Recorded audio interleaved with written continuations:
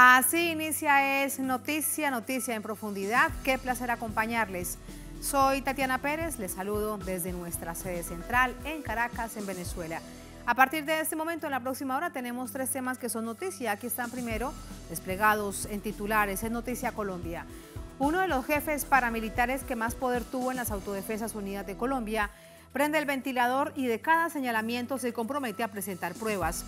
Alias Macaco involucró a políticos, fiscales, magistrados y empresarios en un entramado que bañó de sangre al país durante varios años. El ahora presidente Petro fue un objetivo militar. Les contamos y lo analizamos. En Noticia Ecuador, el asesinato de 2 políticos, el alcalde de Manta y el candidato a la presidencia Fernando Villavicencio, tienen una conexión que ha develado una investigación periodística, el también aspirante Jan Topic. El asunto de fondo son irregulares y millonarios contratos que fueron denunciados por ambos políticos. ¿Qué dicen las autoridades judiciales? ¿Cómo impacta esto en la campaña a 3 días de las elecciones? Vamos a analizarlo. En Noticia Guatemala, día de cierre de campañas por la segunda vuelta de las presidenciales. Entre promesas, encuestas y contra todo pronóstico, Bernardo Arévalo adelanta a Sandra Torres, candidata que repite su aspiración presidencial. Les presentamos esta radiografía. En Noticia Casi comienza. Bienvenidos, bienvenidas.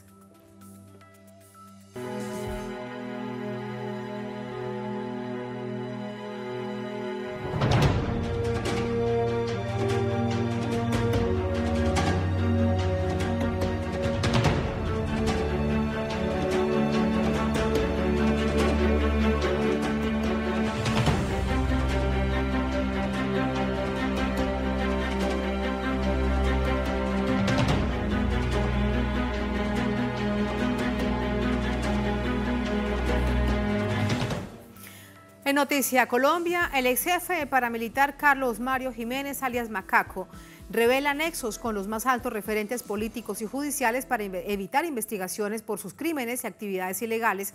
Además que confirmó que el actual presidente de la nación, Gustavo Petro, fue víctima de un complot para entorpecer sus candidaturas.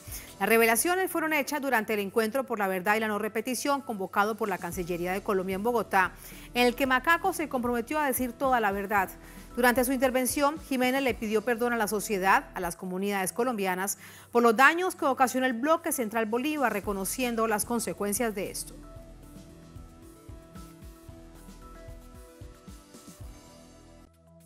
He estado privado de la libertad por más de 17 años, purgando una condena en el exterior y en mi país, como consecuencia de mi vinculación directa en el grupo regular que comandé de carácter contrainsurgente. Toda vez que con el gobierno que habíamos pactado la paz no cumplió con su compromiso de la no extradición, siendo enviados al exterior los máximos comandantes, entre ellos yo. El ex jefe paramilitar Carlos Mario Jiménez manifestó que el exmagistrado José Leonidas Bustos, en favor del exfiscal general Néstor Humberto Martínez, buscaron destruir la imagen del presidente de Colombia, el actual presidente Gustavo Petro. El otro componente de verdad que aportaré con detalles es tendiente al apoyo incondicional que de múltiples formas efectuó el exmagistrado José Leonidas Bustos en favor de Néstor Humberto Martínez, con la firme intención de judicializar y destruir sistemáticamente a través de la Fiscalía la imagen del hoy presidente Gustavo Petro, en su camino a la aspiración política futura que desarrollaba en aquel entonces. Alias Macaco pidió perdón por todo el dolor causado al pueblo colombiano. Agradezco la oportunidad que me han dado de dirigirme a través de este importante recinto, como lo es el Centro de Memoria Histórica del país. Celebro con humildad y compromiso que después de tantos años de haber dejado las armas, por haber estado inmerso en un conflicto fratricida que solo ha conducido a estados de miseria y dolor, se me permita hoy comparecer a este escenario.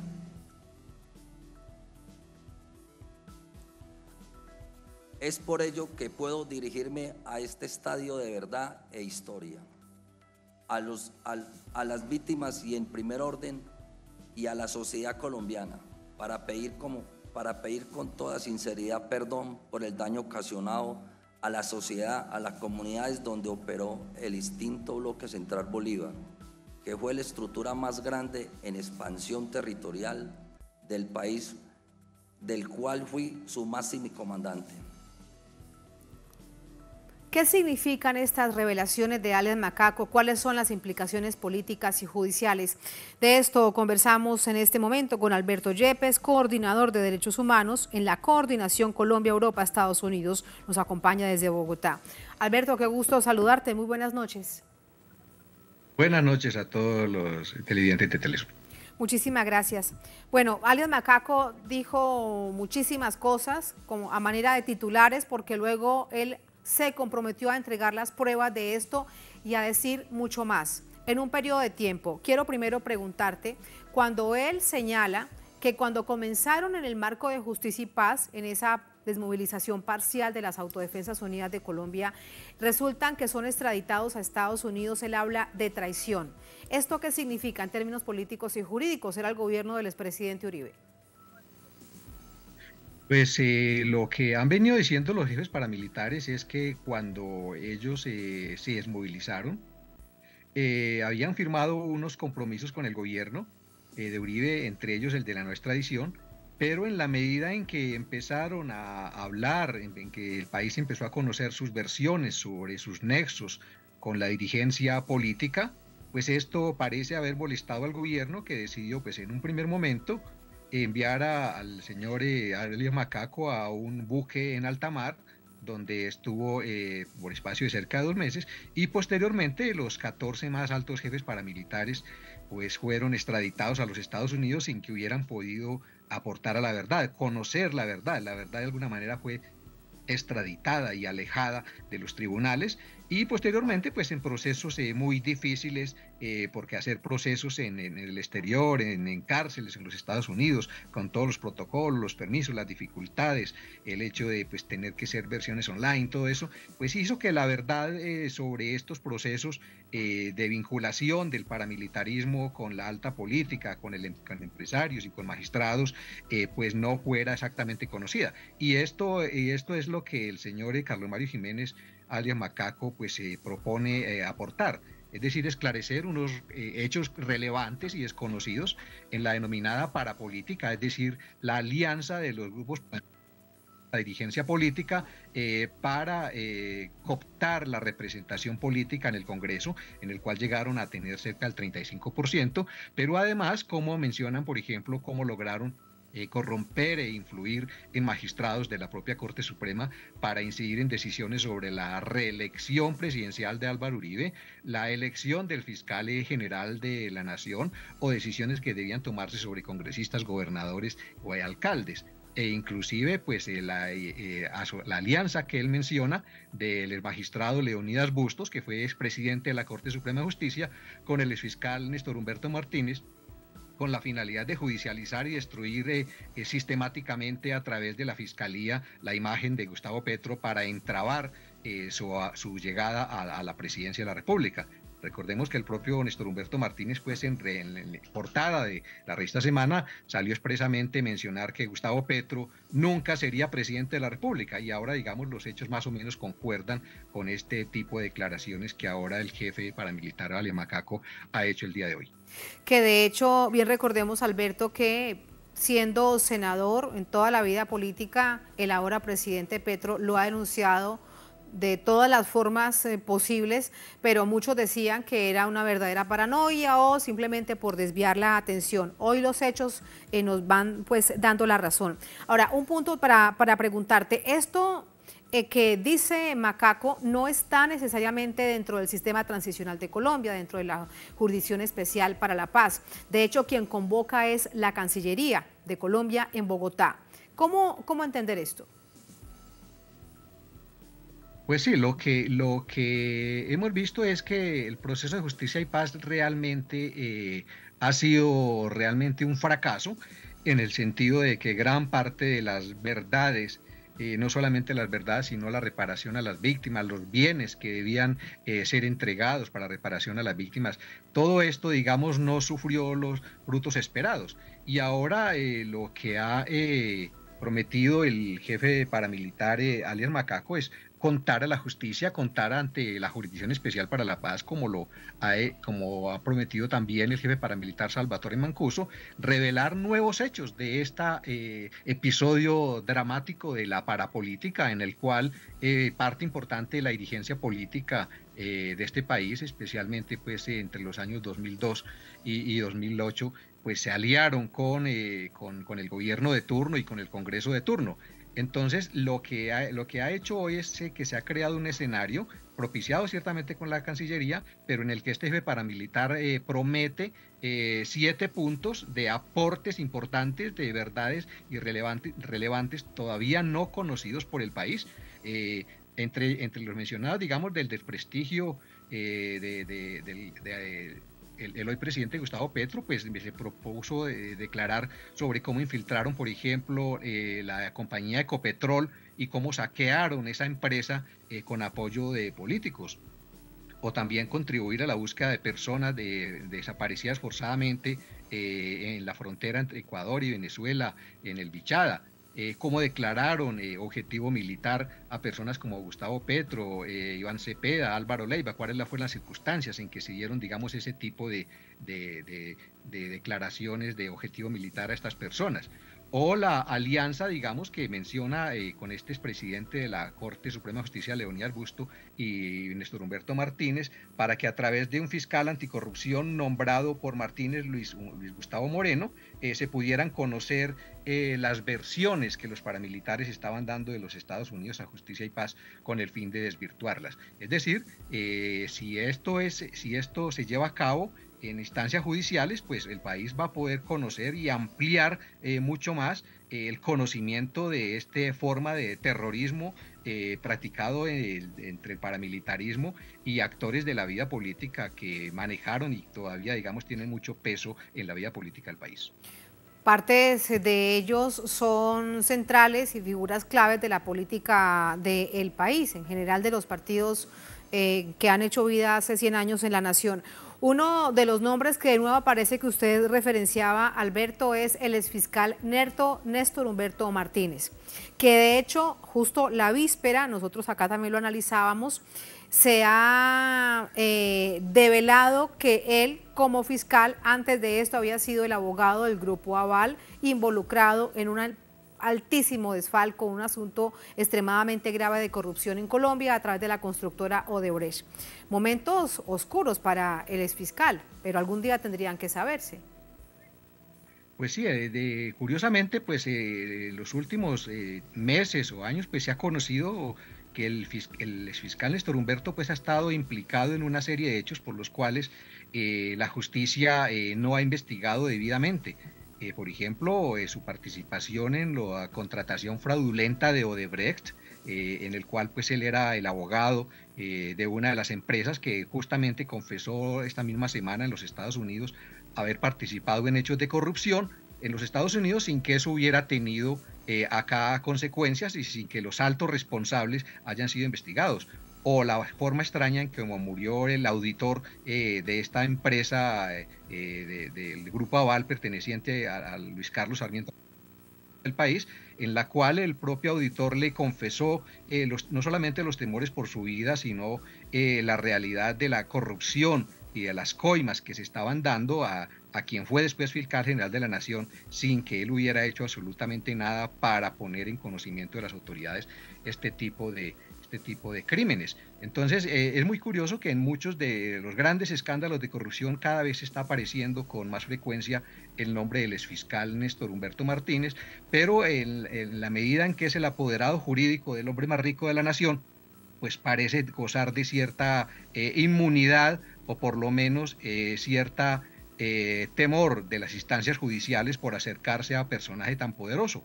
Además que cada vez que se menciona, pues él siempre replica que va a demandar, pide siempre rectificaciones, es decir, tiene una confianza excesiva en que el aparato judicial va terminando dando la razón, porque hasta ahora, digamos, ha salido absolutamente incólume, digamos, de todas las acusaciones. Pero habría que ver, digamos, cuáles efectivamente de estas revelaciones que el día de hoy hace Carlos Mario Jiménez alias Macaco, efectivamente son vertidas ante la justicia para que efectivamente puedan avanzarse en procesos judiciales contra los máximos responsables mencionados el día de hoy, entre ellos pues el señor exfiscal Néstor Humberto Martínez. Sí, Alberto, además de todo esto que bien nos has reseñado, estos puntos que él promete entregar pruebas, alias Macaco, él habla también de una multinacional, de Chiquita Brands, de lo que ya hay textos, información, investigaciones, pero fueron muchas más, no solamente esta multinacional, muchas otras. Él se compromete a decirlo. Ese es un capítulo del que aún falta mucho por conocer en el país. ¿Cuál es tu opinión? Sí, el capítulo de la paraeconomía todavía sigue absolutamente impune. Tenemos el hecho paradójico de que en la justicia de Estados Unidos se reconocen culpabilidades, por ejemplo, las multas que impuestas a Chiquita Brands, o como la que recientemente se impuso a las empresas del Grupo Aval que participaron en hechos de corrupción y coimas en contrataciones en Colombia. Pero eso que sea en los Estados Unidos no se revierte en decisiones frente a los máximos responsables, especialmente de las empresas que han contratado con el Estado, que han estado aliadas con el Estado, que han financiado a los principales políticos, los principales partidos políticos y que están detrás, digamos, también de alianzas con actores ilegales como el paramilitarismo en muchas regiones del país. Como se mencionó, digamos, Chiquita Brands, que financiaba con parte, digamos, de los valores de exportaciones de banano a empresas paramilitares. Este es un capítulo que todavía hoy está en la impunidad y esperamos que la profundización del proceso de paz y especialmente las instancias de justicia transicional permita por lo menos que se conozca la responsabilidad de las empresas, que se reconozca la verdad y que se repare a las víctimas y sobre todo pues que hayan garantías de justicia y de no repetición en los casos de empresarios y altos responsables empresariales que todavía se encuentran en la impunidad. Es necesario para Colombia. Hablamos de Carlos Mario Jiménez, alias Macaco, este ex jefe paramilitar del bloque Central Bolívar. Vamos a ver un poco más acerca de esta historia tan dramática para Colombia, este baño de sangre que dejó uno de los más poderosos bloques de las Autodefensas Unidas de Colombia, y volvemos con usted en ese análisis. Carlos Mario Jiménez, alias Macaco, o Javier Montañez, nacido en Marsella, Risaralda, hizo parte del cartel del Norte del Valle en la década de los 80. En declaraciones a la Fiscalía, Jiménez afirmó haber sido paramilitar desde 1990. Se habría vinculado al paramilitarismo cuando ofreció recursos destinados a financiar las acciones de las Autodefensas Unidas de Colombia, grupos paramilitares que utilizaron el conflicto para camuflar sus actividades ilícitas, dirigidos por los hermanos Castaño. A cambio del dinero, los Castaños le cedieron a Macaco el mando de varias tropas y le dieron licencia para entrar a nuevos territorios. Fue así como nació el Bloque Central Bolívar, la más poderosa máquina de guerra de las AUC, con más de 7.000 integrantes. Dicha estructura tenía la intención de gestar un proyecto político, según investigaciones de la Fiscalía. Macaco habría dejado las armas en el fallido proceso de desmovilización que llevó a cabo el gobierno de Álvaro Uribe Vélez en 2005, y se sometió a la Ley de Justicia y Paz. En sus versiones libres, Jiménez se hizo responsable de por lo menos 4.000 muertes. Por orden presidencial, a la que se opusieron las víctimas y los entonces jefes paramilitares, Jiménez fue extraditado a Estados Unidos en 2008 por cargos de narcotráfico, y tras negarse a comparecer desde ese país ante Justicia y Paz, fue excluido del sistema. Tras pagar una condena de poco más de 10 años, regresó a Colombia en 2019 para enfrentar a la justicia por los delitos cometidos como comandante del Bloque Central Bolívar. Ahora espera ser admitido ante la Jurisdicción Especial para la Paz, aunque su sometimiento ante esa instancia tambalea desde 2022, cuando un medio de comunicación local difundió un informe de inteligencia que lo señalaba de dirigir desde la cárcel una organización criminal conocida como La Cordillera. Durante la campaña electoral del año pasado, el entonces candidato presidencial, Gustavo Petro, denunció un plan de ese grupo para matarlo, razón por la cual no pudo visitar varias regiones del eje cafetero.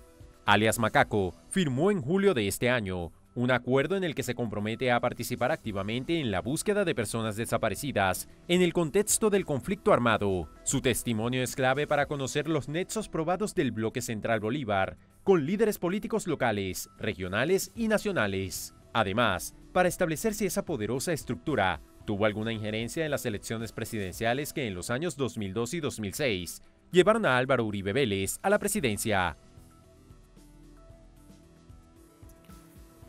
Alberto, una pregunta que me han hecho a través del celular y que seguramente a usted también se la hacen muchas personas o usted mismo se la hace. ¿Hay que creerles a estos paramilitares? Salvatore Mancuso, por ejemplo, queda en la época en que más o menos al mismo tiempo fue enviado, extraditado a Estados Unidos y comenzó a hablar ante la Corte Suprema de Justicia desde una cárcel. Él decía que tenía mucho por contar, luego vino un larguísimo silencio, ahora de nuevo lo hace. Y bueno, y esto se suma con lo que dice Macaco. ¿Usted le cree? Pues siempre a las personas que están incursas en delitos tiende a descalificársela por haber estado al margen de la ley. Pero todos los sistemas de justicia, incluidos los Estados Unidos, incluyen la posibilidad, digamos, de obtención de beneficios a cambio de que los criminales que declaran puedan contribuir no solamente a reconstruir hechos criminalidad, sino la participación de otras personas que permanecen en la impunidad, que permanecen en la legalidad. Eso tendría pues que probarlo, tendría obviamente que cotejarse con otro tipo de circunstancias que efectivamente puedan demostrar si lo que declara ante la justicia pues tiene alguna coherencia, tiene alguna solidez. Así es como funciona la justicia, obviamente. Si la justicia prescindiera de la declaración de quienes perpetraron los crímenes en asocio con otros, pues obviamente quienes se asociaron o se aliaron con ellos permanecerían siempre en la impunidad. Ese mecanismo, digamos, de restarle credibilidad a las personas simplemente porque participaron en los crímenes o porque fueron protagonistas de los delitos, pues obviamente no tiene ningún asidero y probatoriamente pues en el mundo no es aceptado pensar que solamente con declaraciones de personas distintas a quienes participaron en los crímenes pueda reconstruirse la verdad, pues eso no tiene ningún fundamento. Y por último, la credibilidad en el sistema de justicia. El sistema de justicia ordinario y ahora este sistema de justicia transicional. Allí hay un gran desafío. Son dos ex jefes paramilitares que bañaron de sangre el país. Mancuso solo ha reconocido 3.000 crímenes enviados por él y Macaco ha reconocido 4.000 crímenes, 4.000 asesinatos, además de masacres, desapariciones, etcétera, etcétera. Un verdadero baño de sangre. Este es un gran desafío para la justicia en ambos sentidos. ¿Cómo lo ves? Pues sí, es un desafío, pero justamente creo que es algo que el país tiene que soportar porque justamente lo que se está denunciando es que a través de los paramilitares se crearon nexos al más alto nivel con la Administración de Justicia, no solamente con las administraciones de los exfiscales Mario Iguarán y Néstor Humberto Martínez, sino también con magistrados de la Corte Suprema de Justicia, en el que la propia justicia terminó corrompida, cooptada por organizaciones criminales. Entonces este proceso necesariamente va a tener que llevar a una depuración, a una reforma a la justicia profunda para que este tipo de hechos no puedan repetirse. Hoy la Fiscalía General de la Nación está en una profunda desconfianza ante la sociedad por la agenda política que maneja el actual fiscal y por la manera selectiva como se decida llevar a cabo sus investigaciones y por utilizar la autoridad de la Fiscalía para impulsar una persecución política a los gobiernos progresistas y a las autoridades progresistas y para favorecer con la impunidad a los sectores de derecha y a los sectores vinculados con la criminalidad de Estado. Entonces el país tiene esa falencia, la necesidad de depurar la justicia, y creo que estos procesos en los cuales se conozca de qué manera los grupos criminales paramilitares se aliaron con la justicia, con fiscales, con magistrados, corrompieron la justicia, pues es un proceso que le va a dar las bases al país para darle fundamento de la necesidad urgente de reformar la justicia, que es uno de los propósitos que ha anunciado recientemente el presidente de la República. Alberto, muchísimas gracias por tu análisis. Buenas noches. Bueno, a ustedes, muchas gracias. Muchas gracias, hasta luego. Así vamos a la primera pausa en esta emisión de Es Noticia. Al volver en Noticia Ecuador, el asesinato de dos políticos, el alcalde de Manta y el candidato a la presidencia, Fernando Villavicencio, tienen una conexión que ha develado una investigación periodística, el también aspirante a la presidencia, Jan Topic. El asunto de fondo son irregulares y millonarios contratos que fueron denunciados por ambos políticos. ¿Qué dicen las autoridades judiciales al respecto? ¿Cómo impacta la campaña este hecho a 3 días de las elecciones? Vamos a analizarlo al volver en Es Noticia.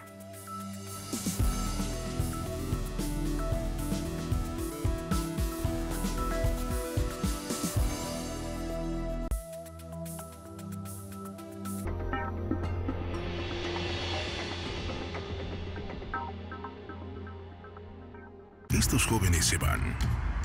Ya me iré a visitar las plantas industriales. Yo me voy a ver el futuro en el campo. Yo voy a descubrir la potencia que mueve Bolivia. Yo quiero ver la energía con la que moveremos el país. Noga Kawasaj y Mainachos atención pacientes con cáncer Nisgawan. Hoy me iré a descubrir nuevos caminos que unen. Nosotras vamos a ver por qué nuestra tierra es fértil. Yo aquí les espero con todo listo. Los jóvenes que salen al encuentro del país, salen al encuentro de la esperanza y el futuro. Ahora sí, estamos todos unidos.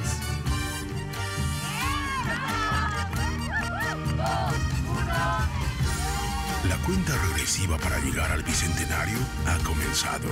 Con energía, industrialización y más oportunidades. Este 6 de agosto lo festejamos, unidos rumbo al bicentenario.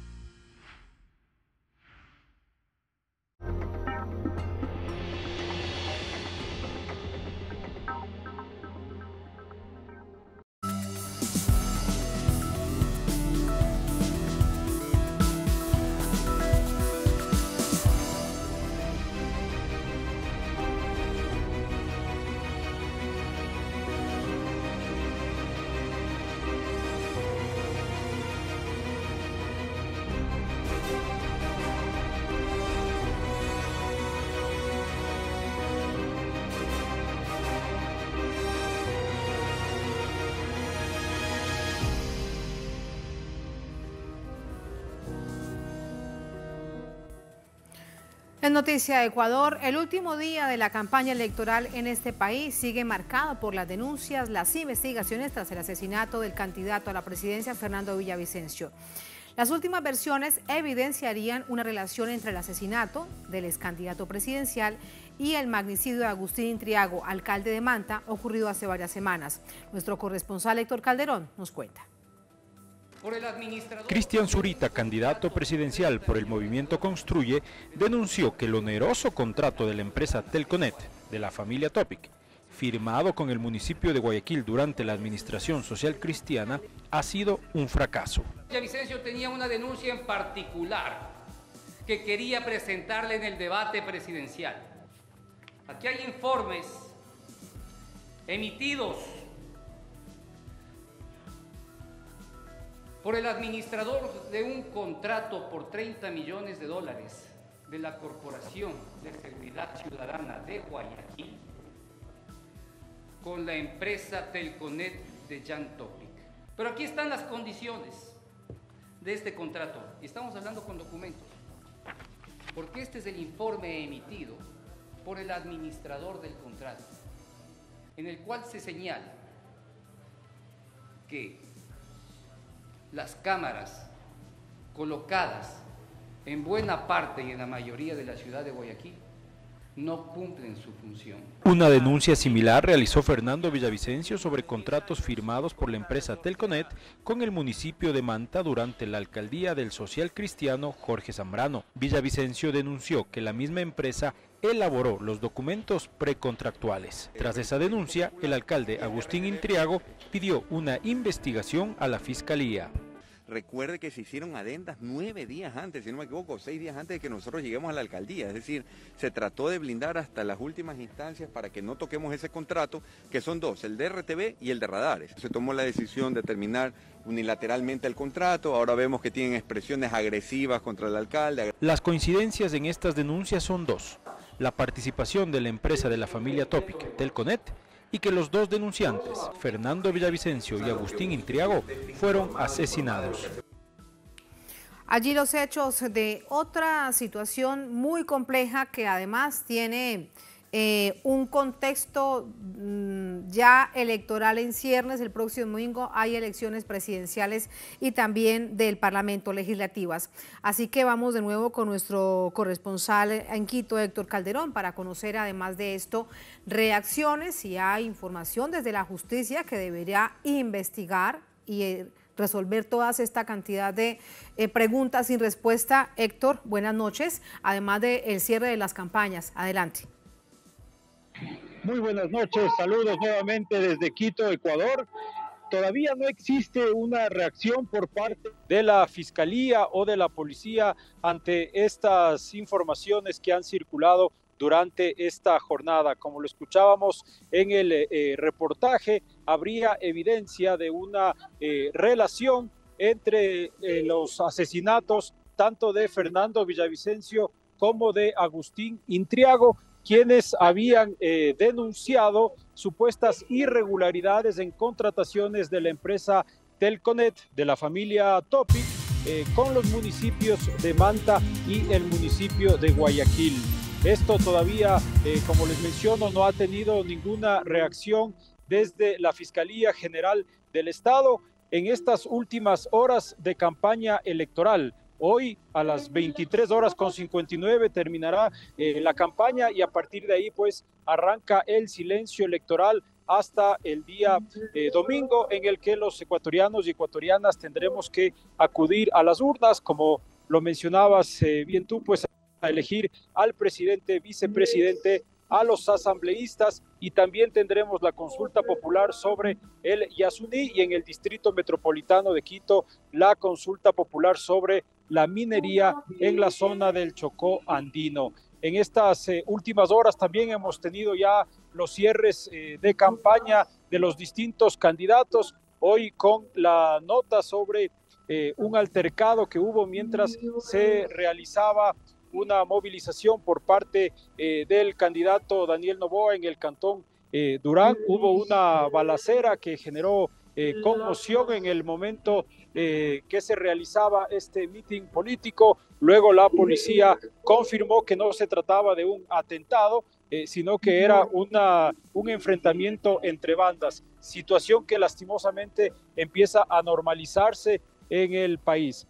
El resto de candidatos han terminado sus campañas en distintas ciudades. Este momento se está realizando aquí en Quito, en la Avenida de los Iris, el cierre de campaña de Cristian Zurita. Yacu Pérez lo hizo esta mañana también en Quito, en el Panecillo, y el resto de candidatos lo hicieron en la ciudad de Guayaquil. Luisa González realizó también una caravana y un meeting en Guayaquil. Ayer lo hizo acá en Quito. Jan Topic y Otto Sonnenhosder también cerraron sus campañas en Guayaquil. Así que estas últimas horas de campaña terminan con la misma tónica que ha sido estas últimas 2 semanas.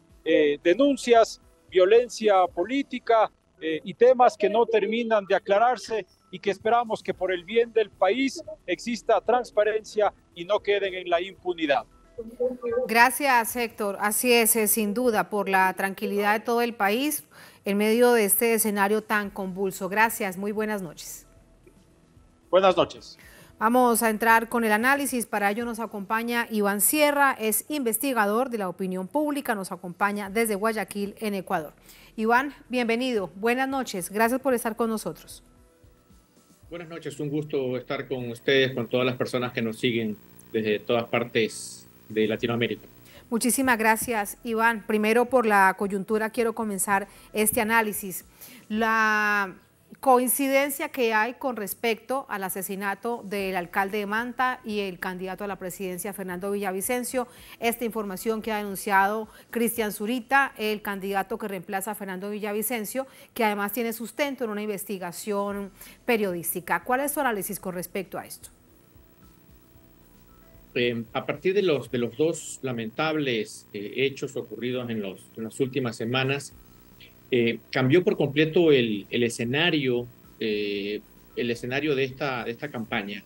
Esta campaña, si bien es cierto, tenía como un tema muy importante para la ciudadanía el azote de la delincuencia, el crecimiento sostenido de la delincuencia y de la incursión de grupos del crimen organizado en el país ya desde hace un par de años. Que se cierra como un embudo en esta campaña propiamente, pero nada como la confusión que generaron los dos asesinatos, estos a los que nos estamos haciendo referencia, y eso cambió por completo el escenario político, cambió la importancia de la narrativa de las diferentes campañas, en particular de una de ellas que venía sosteniendo un discurso muy enfático en torno a seguridad con mano dura, a recuperar la tranquilidad solamente con mano dura, y esa campaña que no estaba calando del todo, me refiero a la de Jan Topic, al cambiar el escenario por estos dos hechos a los que estamos haciendo referencia, cobra una importancia mayor, se trastoca todo y estamos ahora con un panorama pues totalmente distinto del que teníamos antes de estos hechos. Y ese panorama lleva a que las encuestas ya desde hace una semana no se pueden publicar. Los expertos y como usted, Iván, en todas estas consultas y en la visión de la opinión pública, lo que se informa, lo que se señala es que ha ido aumentando el nivel de favorabilidad. No podemos hablar de las encuestas, pero lo digo de manera genérica, de Jan Topic. ¿Cómo puede afectar? ¿Qué implicaciones tiene esta denuncia tan grave que ha hecho Cristian Zurita al respecto? Seguramente signifique un golpe al ritmo de crecimiento que venía teniendo este candidato.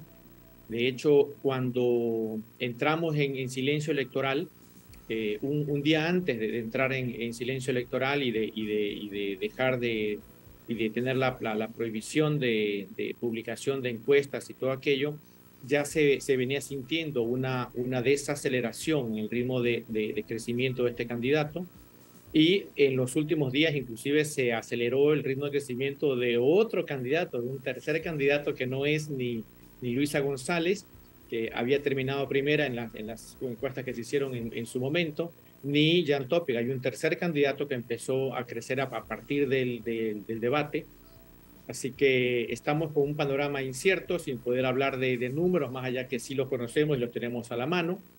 Y digo un panorama incierto porque hay un candidato que viene empujando desde abajo, hay un candidato que está un poco estancado por esto que estamos comentando, de la desaceleración de su crecimiento, que inclusive ya lo tiene estancado en cierto punto, y que todavía está un poco veremos si tenemos segunda vuelta o no, y en caso que la tengamos también está en veremos quiénes pudieran ser los contendores. Y la justicia, que es un tema fundamental.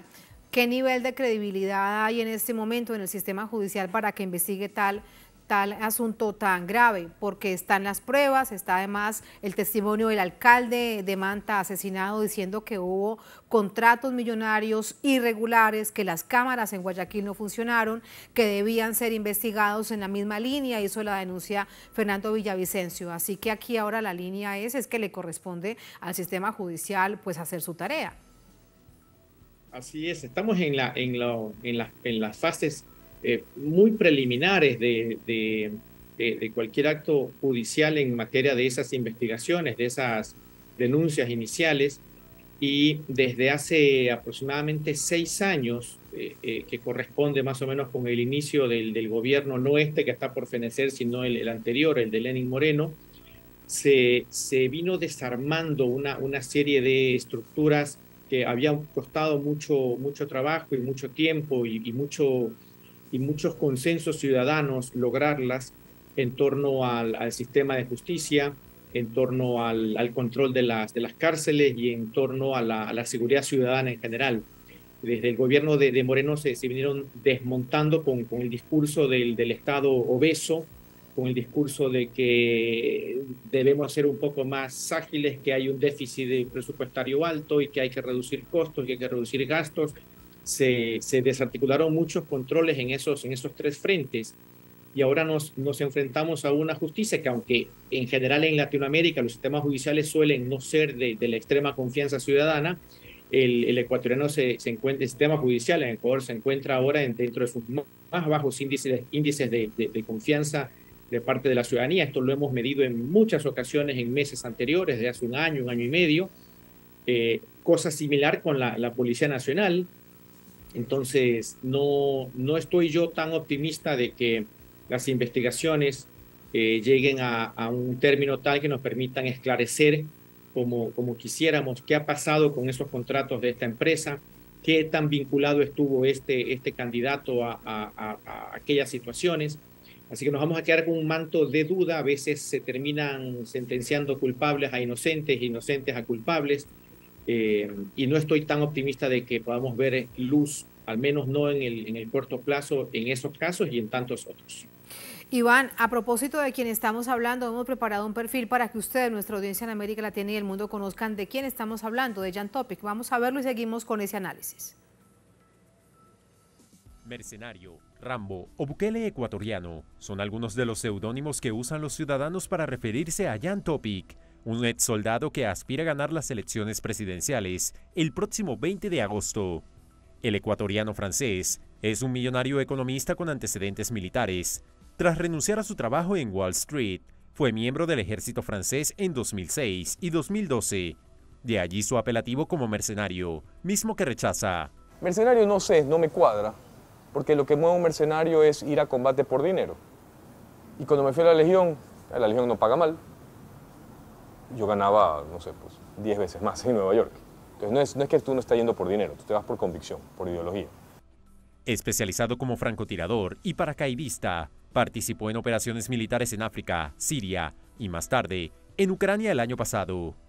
Saltó de un historial militar a la política, por lo que su candidatura respaldada por el Partido Social Cristiano resulta algo inusual para la población.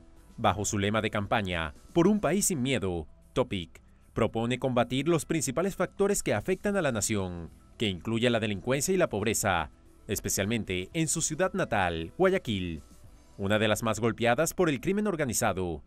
Mientras tanto, uno de sus planes de gobierno es dar alimentación gratuita en las escuelas estatales y reforzar la seguridad para evitar que los niños se vuelvan pandilleros.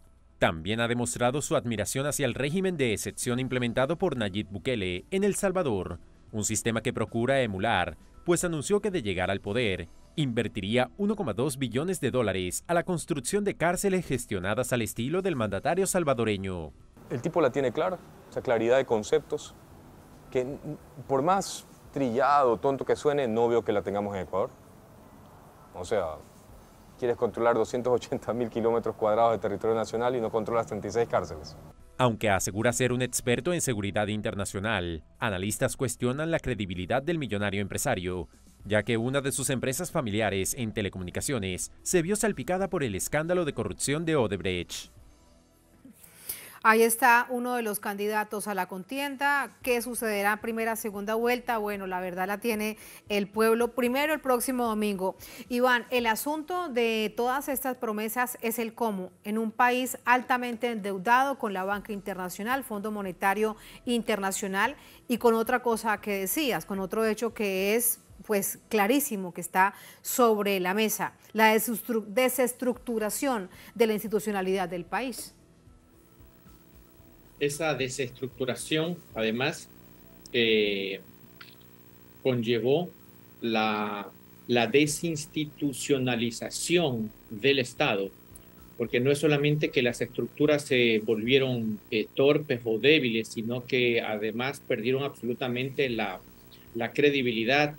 Algunas están inclusive siendo financiadas parcialmente por gobiernos extranjeros, lo cual pues ya es sumamente grave, no solamente para la soberanía, sino, reitero, para el respeto institucional, no por por entes que debieran ser los referentes de la seguridad y de la justicia en el país.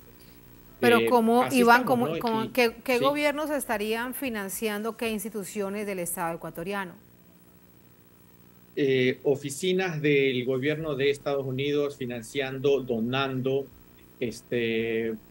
dándole cierto soporte económico a ciertas oficinas de fuerzas públicas, de la fuerza pública, a fin de solventar las carencias que el Estado, las carencias a las que el Estado ecuatoriano, a través de estos recortes presupuestarios a los que hacía referencia minutos atrás, las han situado, ¿no?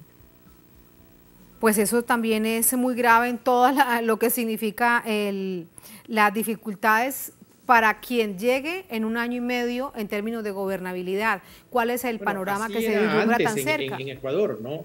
En Ecuador era antes así, al inicios de este siglo, y seguramente desde antes, era muy común que gobiernos extranjeros de potencias hegemónicas, puntualmente de Estados Unidos, financiaran buena parte de las acciones de ciertas áreas de la Policía Nacional, ¿no? Luego llegó un gobierno que fue cortando esas figuras de donaciones, apoyos, préstamos no reembolsables, etcétera, y dotó a la Policía Nacional de la autonomía económica, de la soberanía, de la formación, de los controles.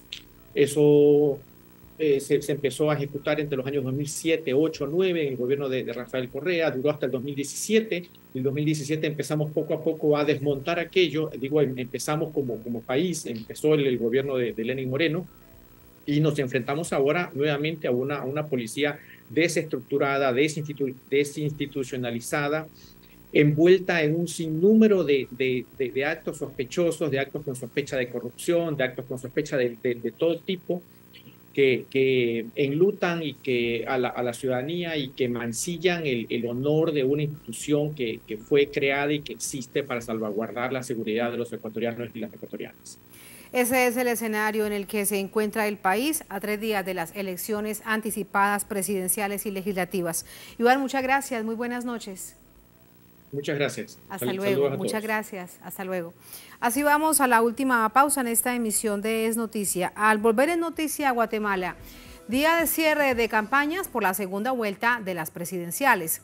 Entre promesas, encuestas y contra todo pronóstico, Bernardo Arévalo adelanta a Sandra Torres, candidata que repite su aspiración presidencial.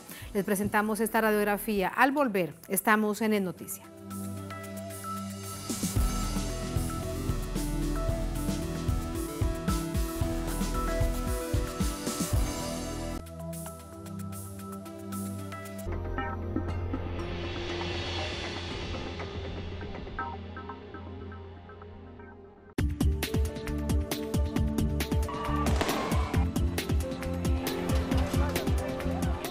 De lunes a viernes te ofrecemos un espacio de entrevistas que impulsa el análisis de los acontecimientos políticos.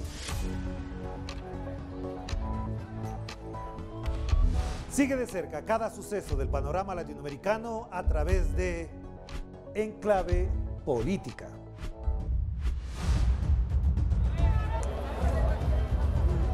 Solo por Telesur.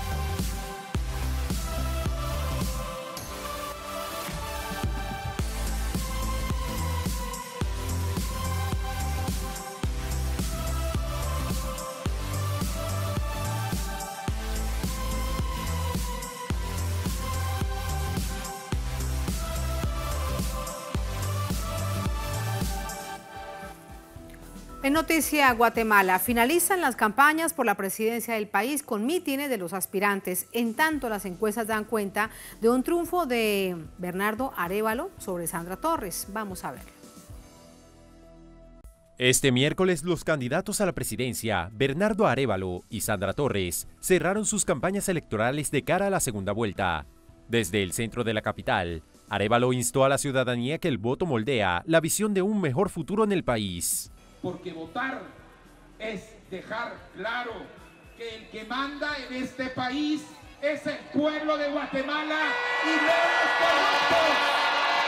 A su vez, ratificó su compromiso con restaurar un país que experimenta un preocupante deterioro en su Estado de Derecho en los últimos años.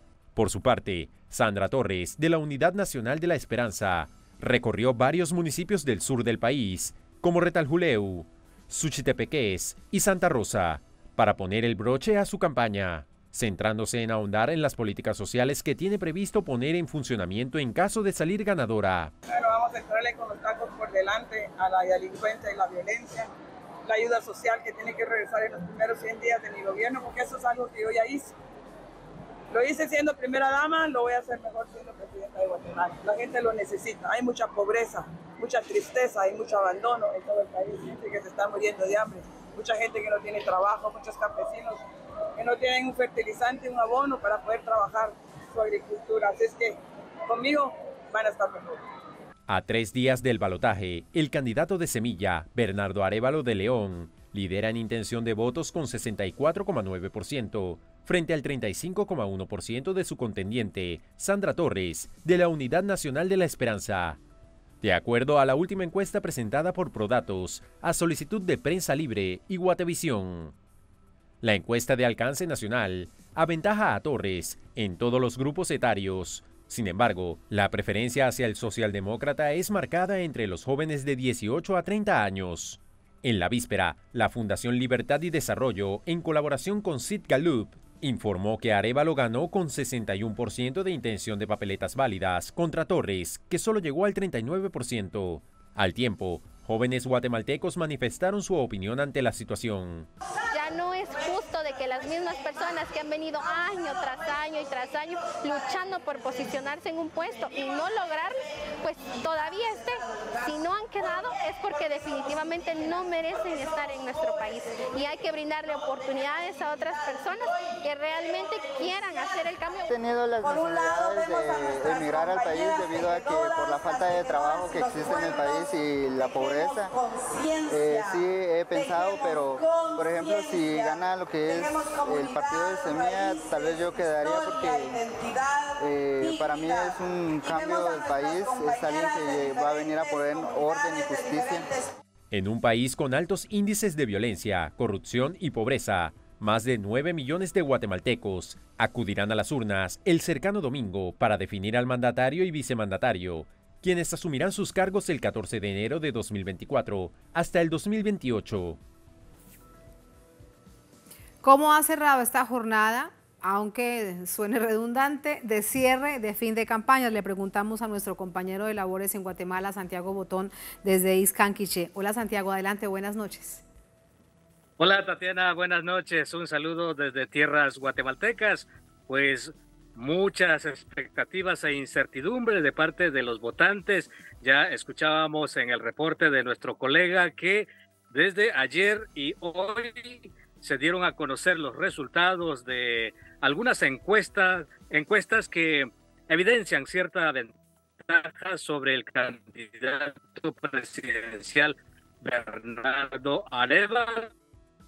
Pues también generó reacción ciertos incidentes. Estamos hablando de que hoy el fiscal de la FESI, Rafael Curruchiche, pues se presentó de manera sorpresiva en las instalaciones de justicia, en donde aprovechó la presencia de los periodistas para indicarles que muy pronto habrían nuevas acciones en el caso de judicialización en el contexto de la campaña electoral, específicamente en contra del movimiento Semilla y los digitadores que son señalados de estar afiliados a este partido. Ya lo mencionábamos. Vamos a emplear un término que utilizan algunos generadores de opiniones.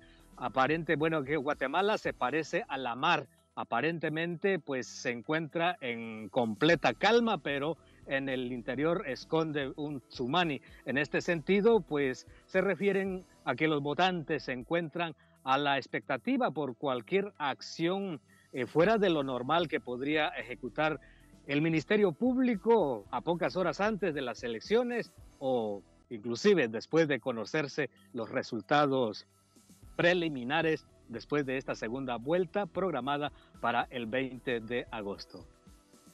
Gracias, Santiago, por este reporte final de esta candidatura también tan convulsa con esos intentos del Ministerio Público de quebrar. Muchas gracias, buenas noches. Buenas noches, muchas gracias. Buenas noches. A ustedes gracias por habernos acompañado. Ponemos punto final a esta emisión de Noticia. Hasta mañana. Un placer, sigan con nosotros.